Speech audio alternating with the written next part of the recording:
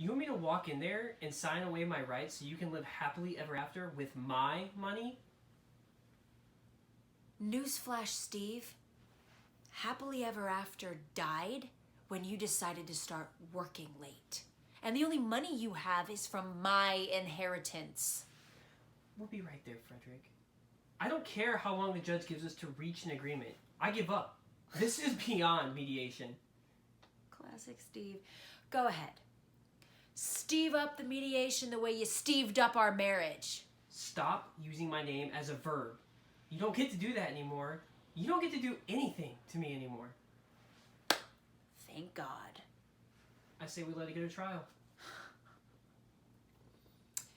Brilliant. Drain every last penny on court fees. That way there's nothing left to fight over. Well, better than feeling like I got Emily right in the ass. Oh, go Steve yourself.